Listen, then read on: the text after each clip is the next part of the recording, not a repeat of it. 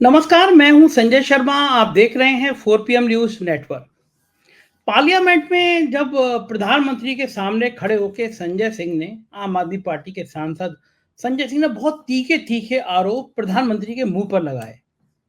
मैंने उसी दिन अपने मित्रों से कहा था कि इन्होंने अपनी जेल यात्रा तय कर ली। प्रधानमंत्री के मुंह पर ऐसे बोलने की हिम्मत आमतौर पे किसी की हुई नहीं। वही हुआ। संजय सिंह 6 महीने जेल में रहे और बाद में ईडी ने खुद कह दिया था, इनकी जमानत में हमें कोई इतराज नहीं है, क्योंकि ईडी समझ गई थी इनके चक्कर में बाकी केस भी खत्म हो जाएगा। संजय सिंह जब जेल से बाहर निकले तो गोदी मीडिया के चैनलों ने बिल्कुल हेडलाइंस चलाई, बड़े बड़े बातचीत चलाई कि संजय सिंह जो हैं वो मिल गए हैं बीजेपी से, बीजेपी की प्लानिंग है। ऐसी तमाम खबरें संजय सिंह के लिए कही गई। लेकिन संजय सिंह ने बाहर आकर, जेल से बाहर आकर भारतीय जनता पार्टी की जो धुलाई की है, उसको भारतीय जनता पार्टी सालों तक याद रखेगी। सबसे बड़ा मुद्दा, सबसे कमजोर नस जो आरक्षण की है, वो संजय सिंह ने दबा दी। संजय सिंह ने देश को बता दिया, जगह जगह जाकर बता दिया कि भारतीय जनता पार्टी संविधान क्यों बदलना चाहती है, क्यों उसके बार बार सांसद कह रहे हैं कि हमें 400 से पार सीटें चाहिए जिससे हम संविधान बदल सके। ये बात सही है कि जब ये बात दलितों के बीच में चली गई कि भारतीय जनता पार्टी सरकार में आ गई तो आरक्षण जा सकता है, तो उसके बाद बीजेपी घबराई और मोदी जी ने कहा कि बाबा साहब खुद भी आ जाएं तब भी आरक्षण नहीं बदला जाएगा। गलत बात है। लेकिन समस्या यह है कि बीजेपी के नेताओं का, प्रधानमंत्री का लोगों पे भरोसा नहीं बचा है, उनकी बातों का भरोसा नहीं बचा है। संजय सिंह से मैंने अनुरोध किया कि आइए कुछ बातचीत करते हैं। मैं उनसे जानना चाहता था ये तेवर आए कहां से और क्या वास्तव में वो संविधान के बदलने के नाम पर वो जनता से सच बोल रहे हैं या गलत बोल रहे हैं। तो बहुत शानदार बातचीत की है मैंने संजय सिंह से। मैं चाहता हूं आप वो सब बातें देखें ही नहीं, मुझे बताएं भी कि इस बातचीत को आपको लगा कैसा। तो मैं आपको ले चलता हूं संजय सिंह के पास। उससे पहले एक छोटे सा रिक्वेस्ट ये करता हूं, चैनल को ज्वाइन करना और सब्सक्राइब करना ना भूलिए। चलते हैं संजय सिंह के पास और जानते हैं उनकी तीखी तीखी खरी खरी बातें कि क्या है संजय सिंह के मन में। 4 PM न्यूज नेटवर्क में स्वागत है संजय जी आपका। प्रधानमंत्री जी, भारतीय जनता पार्टी सही कहती है, आप लोग गोरिल्ला युद्ध करते हैं, एक झूठा आरोप फेंकते हैं मार्केट में और उस पर हंगामा काट देते हैं। प्रधानमंत्री जी कह रहे हैं कहीं संविधान खतरे में नहीं है और आप लोग हर मंच पर, खासतौर से आप बड़े उग्र शैली में कह रहे हैं संविधान खतरे में, आरक्षण खतरे में। ये झूठा प्रचार क्या लग रहा है आपको कि वाकई में झूठा प्रचार कर रहे हैं? संविधान को कहां खतरा हो रहा है देश में? देखिए, झूठ बोलने की मास्टरी तो अगर किसी के पास है और उसकी डिग्री किसी के पास है तो स्वयं प्रधानमंत्री जी के पास है। भारतीय जनता पार्टी का तो नाम ही है बड़का झूठा पार्टी। झूठ बोलने में उनको महारत हासिल है। आप बताइए ना, झूठ बोलने के अलावा क्या करते हैं प्रधानमंत्री जी? मैं तो प्रधानमंत्री जी को कहता हूं, मोदी जी कहते हैं मेरी ये गारंटी है, वो गारंटी है। मैं मोदी जी को कहता हूं, मोदी जी की एक ही गारंटी है, झूठ बोलने की गारंटी। उन्होंने काला धन लाने के नाम पे झूठ बोला, 15 लाख देने के नाम पे झूठ बोला, किसानों की आमदनी दोगुना करने के नाम पे झूठ बोला, एमएसपी के नाम पे झूठ बोला, रोजगार 2 करोड़ नौकरियां हर साल देने के नाम पे झूठ बोला, महंगाई कम करने के नाम पे झूठ बोला, रुपया ताकतवर बनाने के नाम पे झूठ बोला। कौन सा एक ऐसा मुद्दा है जिस पे झूठ नहीं बोला प्रधानमंत्री जी? प्रधानमंत्री जी तो नाली के गैस से चाय बनवा देते हैं, ताली बजा के कोरोना ठीक कर देते हैं, थाली बजा के कोरोना ठीक कर देते हैं प्रधानमंत्री जी तो। और बीजेपी को बारे में तो आपको कई शंका होनी नहीं चाहिए, झूठ की फैक्ट्री है। अब आपने जो सवाल पूछा उस मूल प्रश्न पे आते हैं कि हम क्यों कह रहे हैं कि संविधान खत्म हो जाएगा। आपको शायद पता होगा, जब भारतीय जनता पार्टी की पिछली सरकार थी, यानी कि अटल बिहारी वाजपेयी जी के जमाने में, उस समय संविधान समीक्षा आयोग बना था। संविधान की समीक्षा के लिए आयोग गठित किया था बाकायदा अटल बिहारी वाजपेयी जी की भारतीय जनता पार्टी की सरकार ने। उस कमीशन की एक रिपोर्ट भी आई।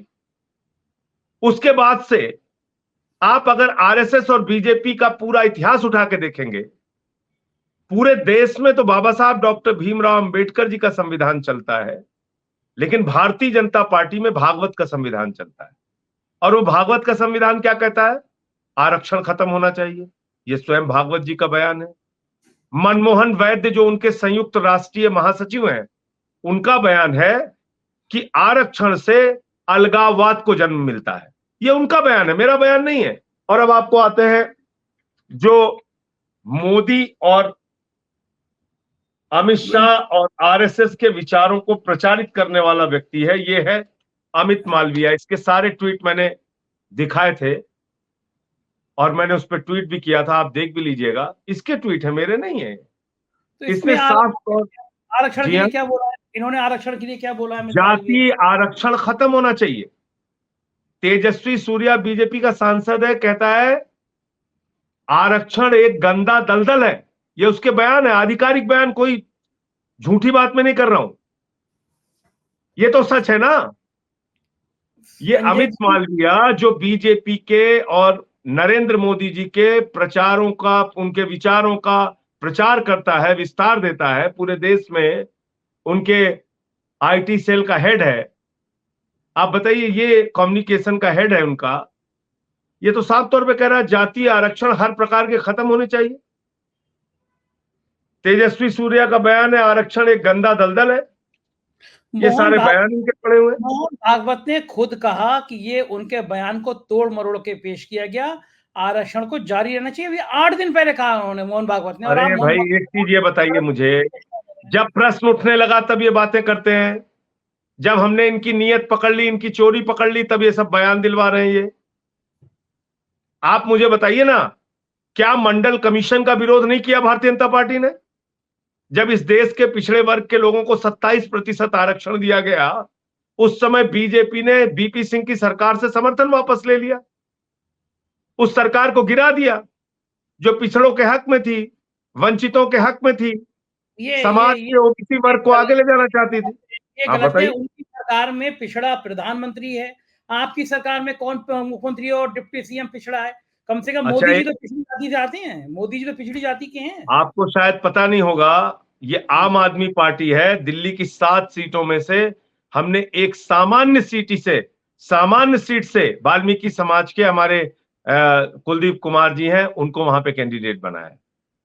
इसलिए, और दिल्ली एकमात्र ऐसा राज्य है जहां पर हम बाबा साहब डॉक्टर भीमराव अंबेडकर जी का संविधान पढ़ाते हैं सरकारी स्कूलों में।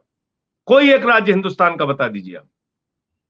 तो इसलिए मैं आपको यह बताने की कोशिश कर रहा हूं कि इनका मकसद बहुत साफ है। ये भागवत जी का और आरएसएस का संविधान देश में लगाना चाहते हैं और बाबा साहब का संविधान खत्म करना चाहते हैं। भागवत जी का संविधान कहता है आरक्षण खत्म होना चाहिए, वोट खत्म होना चाहिए। अब आप पूछेंगे वोट कैसे खत्म होना चाहिए? क्या हुआ सूरत में? इतने दिन से आप पत्रकारिता कर रहे हैं, कभी आपने सुना बगैर चुनाव के बीजेपी जीत गई वहां? बगैर चुनाव के अरुणाचल में एक नहीं 10 विधायक भारतीय जनता पार्टी के बिना चुनाव के जीत गए अरुणाचल में। चंडीगढ़ में हमारा कैंडिडेट जीता, इंडिया गठबंधन का, आम आदमी पार्टी कांग्रेस का।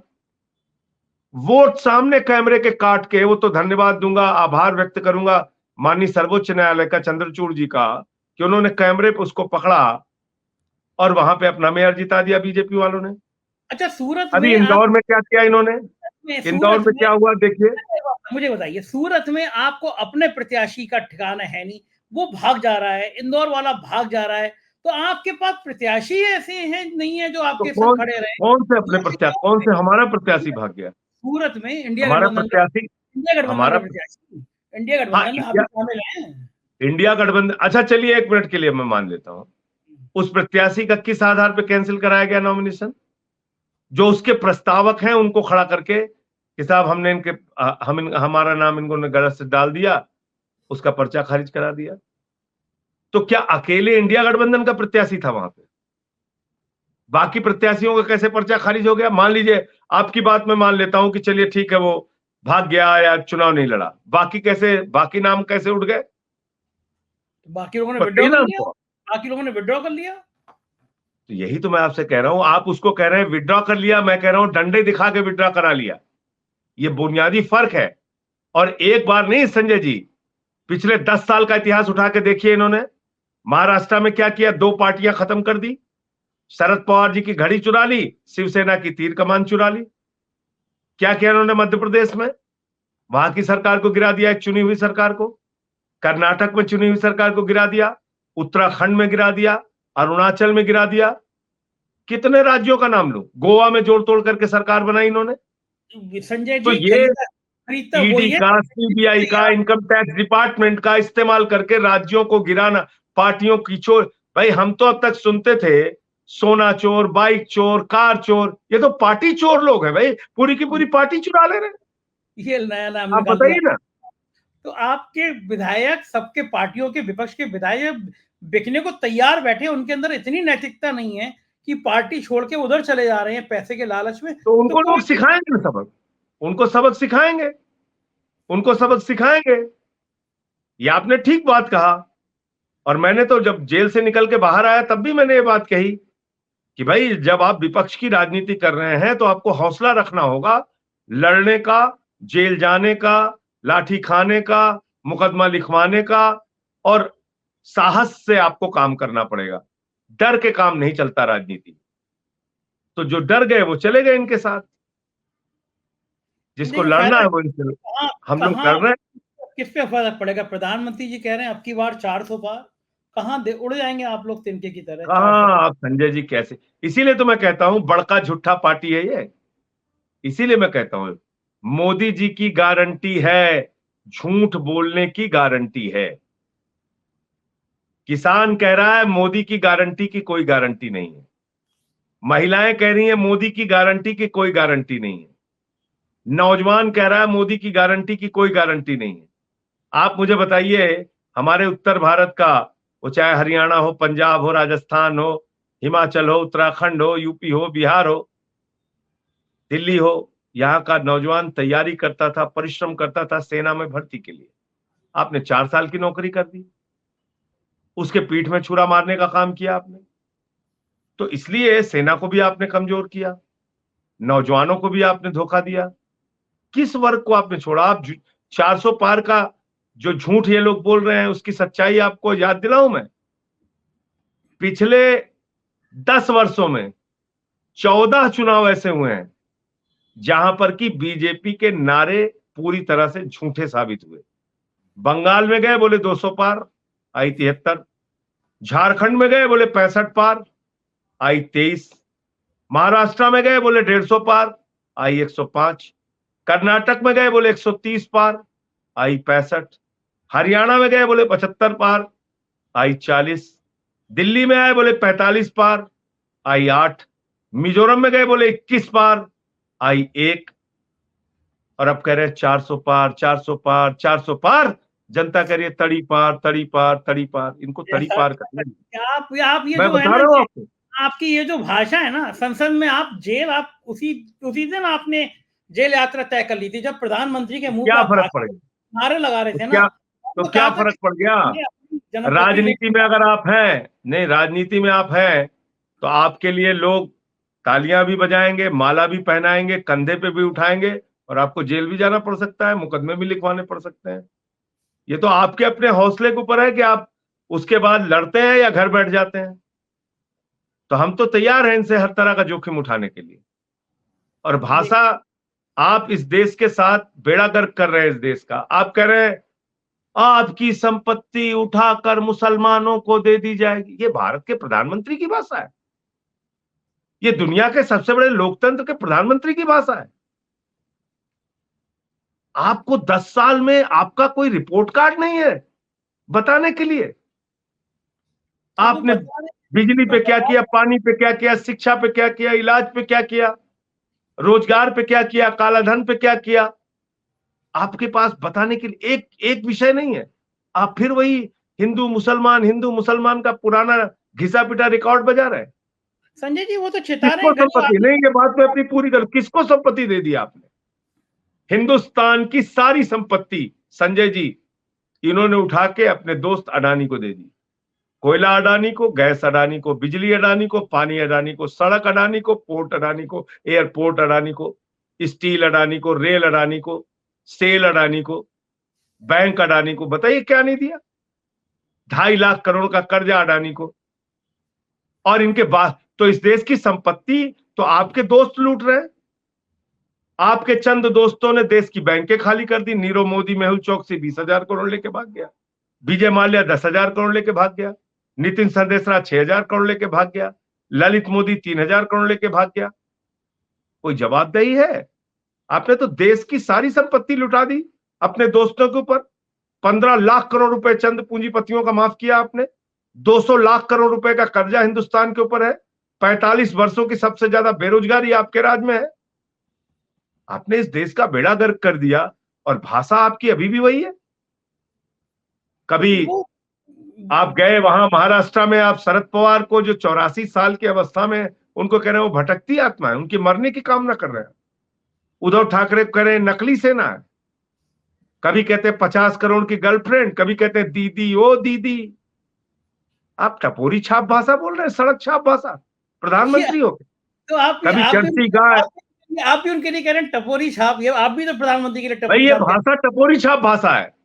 अगर देश का प्रधानमंत्री 50 करोड़ की गर्लफ्रेंड, जर्सी गाय, कांग्रेस की विधवा जैसे शब्दावली का प्रयोग करेगा, अरविंद केजरीवाल को बदनसीब और अर्बन नक्सल जैसे शब्द इस्तेमाल करेगा, तो मैं ये कहूंगा ये सड़क छाप टपोरी छाप भाषा है। ये भारत के प्रधानमंत्री की भाषा नहीं हो सकती। आप भी प्रधानमंत्री को सड़क छाप और टपोरी कह रहे हैं, फिर भाषा आपकी। मैं कह रहा हूं उनकी भाषा जो है, आप किसी से भी पूछ लीजिएगा समझदार आदमी से कि ऐसी भाषा कौन बोलता है। सड़क छाप टपोरी छाप लोग बोलते हैं। ये प्रधानमंत्री की भाषा नहीं है। आप प्रधानमंत्री की किसी बात पे यकीन नहीं कर रहे। उन्होंने देश की जनता के सामने कहा कि अगर खुद बाबा साहब आ जाएंगे तब भी वो संविधान नहीं बदल सकते। लोग झूठ बोल रहे हैं। ऐसी बात कौन? ये तो बाबा साहब का अपमान है। कोई बाप अपने बेटे का कत्ल करेगा क्या? कोई मां अपने बेटे का कत्ल करेगी क्या? बाबा साहब ने, जिन्होंने इस देश का संविधान बनाया, जिन्होंने दलितों, पिछड़ों, शोषितों, वंचितों को अधिकार दिया, वो बाबा साहब क्यों संविधान को बदलेंगे? भाई आप बाबा साहब को क्यों चुनौती दे रहे हैं? क्यों बदलेंगे वो संविधान? आप दलितों को भड़का रहे हैं।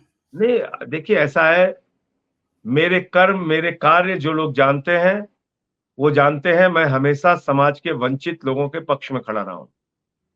एक नहीं, अनेक हजारों उदाहरण मिलेंगे आपको, हजारों। उसमें हमारे अपने लोग हमसे नाराज भी रहे हो, लेकिन हमेशा मैं सच्चाई के साथ खड़ा रहा। नहीं, समाज के वंचित लोगों को अधिकार मिलना चाहिए, इसलिए मैं ये बात कह रहा हूं।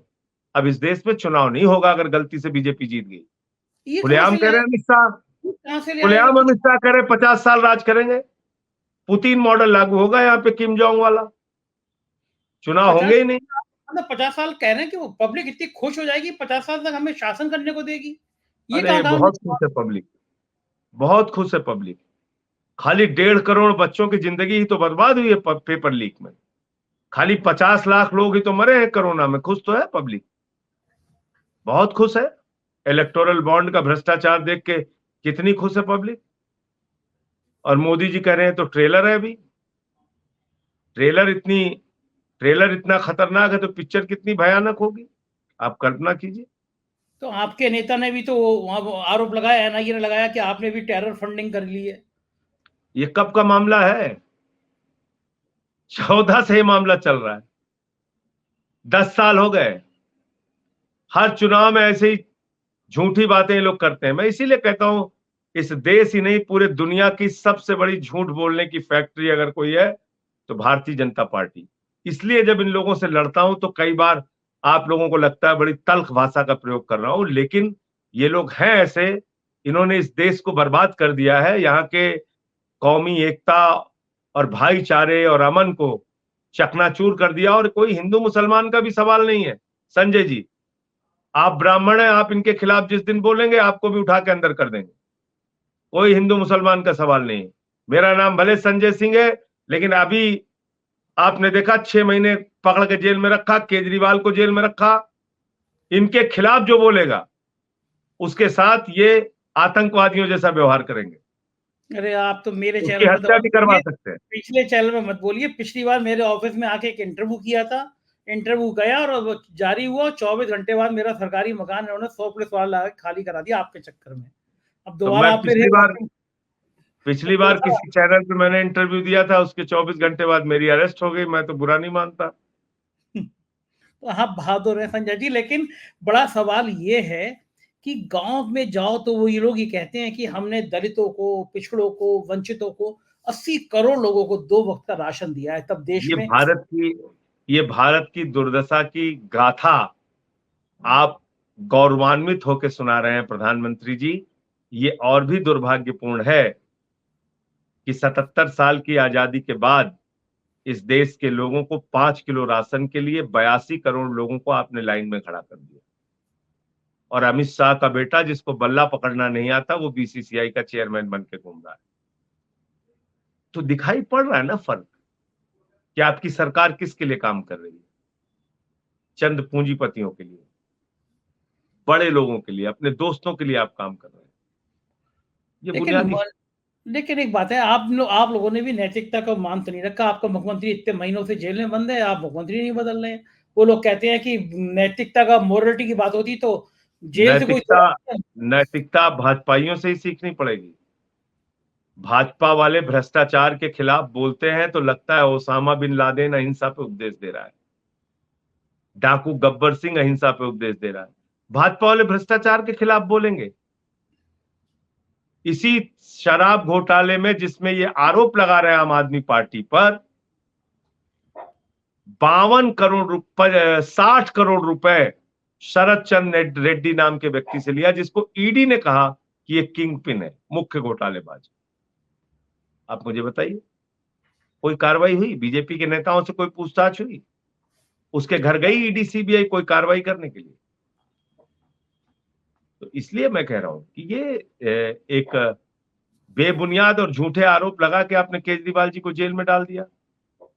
जो आदमी दिल्ली के लोगों के लिए शिक्षा का, इलाज का, बिजली का, पानी का, तीर्थ यात्रा का इंतजाम करता है, आपने उसको जेल में डाल दिया बेबुनियाद और झूठे आरोप लगा के।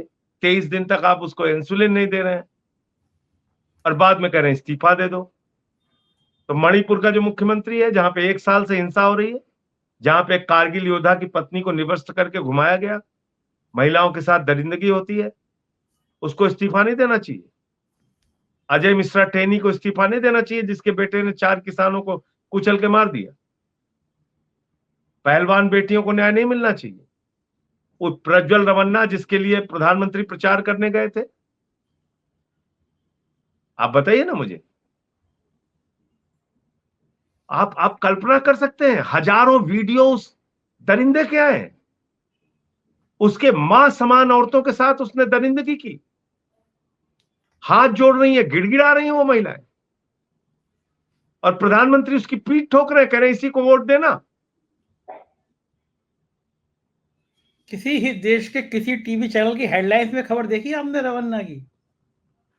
तो कैसे, यही तो मैं कह रहा हूं ना, ये दुर्भाग्यपूर्ण स्थिति है इस देश के लिए, खासतौर से मीडिया के लिए। मीडिया के हर वर्ग के लिए ही दुर्भाग्यपूर्ण है, लेकिन मीडिया की जो भूमिका होनी चाहिए, और आज बड़ा अच्छा ऐड भी निकाला है कांग्रेस वालों ने कि किस तरह से गोदी में बैठा हुआ है मीडिया, और इसीलिए अब तो गांव गांव में लोग गोदी मीडिया कहने लगे। संजय जी, आप जब जेल से निकल रहे थे तो इसी मीडिया के बड़े-बड़े टीवी चैनलों की सुर्खियां थी कि ईडी ने संजय सिंह पर मेहरबानी क्यों दिखाई। शो हो रहे थे कि आप बीजेपी के साथ मिल गए हैं। अब हो रहे हैं कोई शो? अब कोई शो हो रहे हैं? तो लेकिन आप क्यों अपनी क्यों बात में फंस गए। हाँ, नहीं क्यों करते हैं ऐसा? ये लोग क्यों करते हैं ऐसा? अब कोई टीवी चैनल वाला दिखा रहा है मुझे, हाँ, हाँ, आपने दिखा तब बताइए। आपने हमला कर दिया ना आके बाहर। लेकिन बताइए तब बताइए। क्या माहौल बना दिया इन्होंने? आप निकले जेल से और पूरे-पूरे हाँ, दिन ये चला रहे हैं कि बीजेपी ने के इशारे पे संजय सिंह मिले। आपको बुरा नहीं लगा? अच्छा सच बताइए। अब तो इसीलिए तो मैंने इसीलिए आते ही उनकी सारी बातों पे विराम लगा दिया ना, सारी अटकलों पे विराम लगा दिया। उनके मन को घोर निराशा भी हुई, और उसके बाद सारे टीवी चैनलों ने दिखाना बंद कर दिया, बंद कर दिया। हम अपना काम कर रहे हैं। हम ठीक 4 बात है। पीएम से बात कर लेंगे, और किसी चैनल से बात कर लेंगे, यूट्यूब चैनल से बात कर लेंगे। हम लोगों का भी हमें नंबर कोई लग जरूरत जाएगा। नहीं है। दोबारा आज दोबारा सरकार आई तो आज यूट्यूब भी तो बंद हो आज जाएगा। सोशल मीडिया का माध्यम जो है बहुत मजबूत माध्यम बन चुका है, अच्छा लग इसलिए नहीं रहा दोबारा ये आ गया तो यूट्यूब भी बंद हो जाएगा। हम लोगों का भी बंद हो जाएगा। क्या क्या बंद करेंगे? यूट्यूब बंद करेंगे, फेसबुक बंद करेंगे, ट्विटर बंद करेंगे, इंस्टा बंद करेंगे, क्या क्या बंद करेंगे?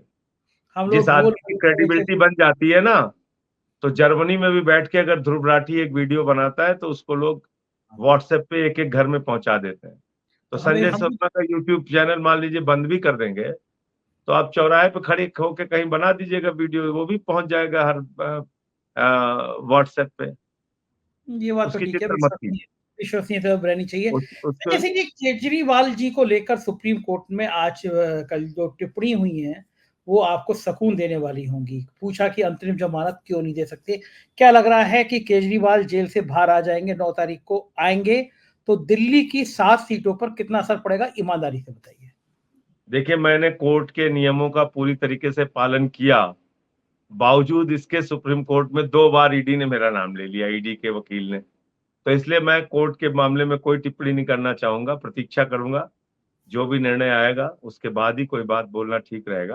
अच्छा, चलिए मैं कोर्ट पे नहीं लेकिन पूछ रहा, लेकिन केजरीवाल बाहर निकलते हैं तो दिल्ली की 7 लोकसभा सीट पे क्या बहुत असर? बड़ा फर्क पड़ेगा, बहुत बड़ा फर्क पड़ेगा, और सिर्फ दिल्ली की ही सीटों पे नहीं, पंजाब है, हरियाणा है, और भी दूसरे राज्यों में जहां पे वो जाएंगे इंडिया गठबंधन के प्रचार के लिए, निश्चित रूप से बहुत बड़ा फर्क पड़ेगा।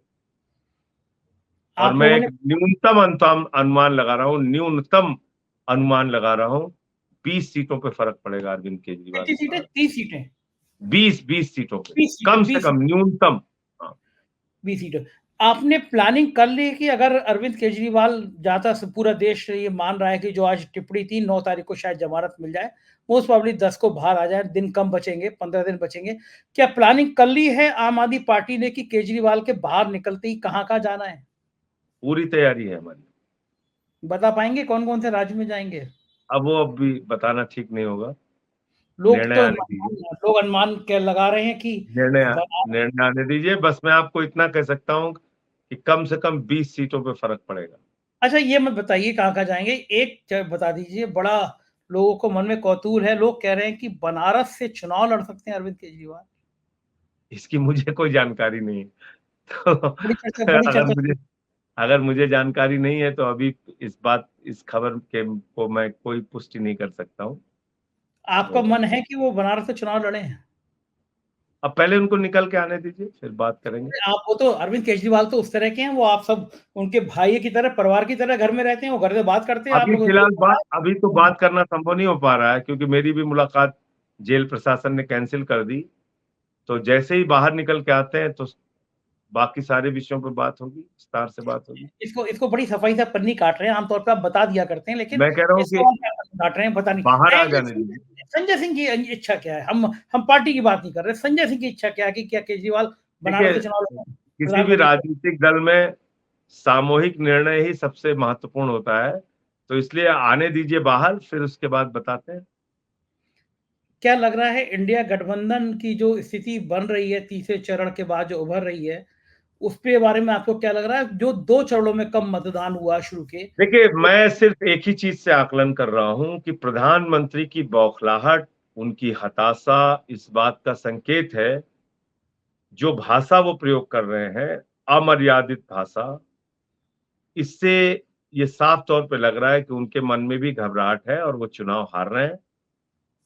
2 चरणों के और तीसरा चरण भी हो गया। 3 चरणों के चुनाव के बाद स्थिति बिल्कुल साफ हो चुकी है कि बीजेपी सत्ता से जा रही है। 300 से ज्यादा सीटें इंडिया गठबंधन की आएंगी, इंडिया गठबंधन की सरकार बनेगी, और कुछ वादे जो इस देश के लोगों के साथ हमने किए हैं, जैसे कि ये अग्निवीर योजना है, अब सेना में जैसे पहले भर्ती होती थी वैसे ही भर्ती होगी।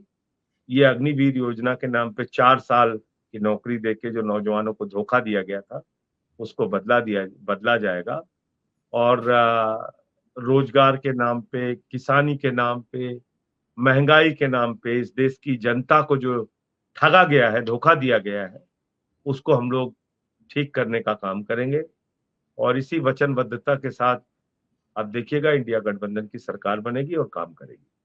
एक आखिरी सवाल, पूरे चुनाव में आपको क्या लगता है बीजेपी के खिलाफ सबसे बड़ा मुद्दा क्या गया, जो जनता के बीच में गया और बीजेपी को उसको बहुत बड़ा नुकसान उठाना देखिए, पड़ा? गांव-गांव में ये बात फैल चुकी है कि आरक्षण खत्म होगा, संविधान खत्म होगा और वोट की ताकत छीन ली जाएगी, नंबर 1। दूसरा, प्रधानमंत्री ने महंगाई और बेरोजगारी 10 सालों में आसमान पर पहुंचा दी। इस बात की पीड़ा और कष्ट हर व्यक्ति को है। तीसरा, तानाशाही का शासन लोकतंत्र में पसंद नहीं करते, और खासतौर से भारत के लोगों की मानसिकता मैं बता दूं, यहाँ लोग ज्यादा किसी की तानाशाही वानाशाही पसंद नहीं करते। तो इसलिए आपने चुने हुए मुख्यमंत्री को जेल में डाल दिया, वो चाहे झारखंड के मुख्यमंत्री हेमंत सोरेन जी हों, दिल्ली के 3 बार के चुने हुए मुख्यमंत्री अरविंद केजरीवाल जी हों, उनको आप इंसुलिन नहीं दे रहे हैं जेल के अंदर, उनकी पत्नी से आतंकवादियों जैसे मुलाकात करा रहे हैं। तो ये सारी चीजें लोग इसको अच्छा नहीं मान रहे हैं, तो इसलिए ये बात भी उनके खिलाफ गई। कांग्रेस पार्टी का खाता आप सीज कर दे रहे हैं, जिस किसान के खाते में 400 रुपए है उसके यहाँ ईडी भेज दे रहे हैं। ईडी सीबीआई को आपने मजाक बना दिया है, वो होमगार्ड की तरह काम कर रही है, किसी के यहाँ पहुंच जा रहे हैं, किसी को थप्पड़ मार दे रहे हैं, किसी को अंदर ले जा रहे हैं, झूठे बयान दिला रहे हैं, ये है, पार्टियां तोड़ रहे हैं। ठीक बात है, ये ये सब चीज चीजें लोग बहुत पसंद नहीं बता रहे हैं। बिल्कुल ठीक। बहुत बहुत शुक्रिया संजय जी, आपने इतना कीमती समय दिया, मुझे बहुत बहुत आभार, थैंक यू। तो ये थे संजय सिंह जी, जेल में रहा है 6 महीने लेकिन तेवर कम नहीं हुए। खरी खरी बातें आपने इनकी सुन ली, समझ ली, और अब मैं वक्त है आपका कमेंट का, आपके राय का। ये बातचीत कैसी लगी जरूर बताइएगा। शुक्रिया, थैंक यू।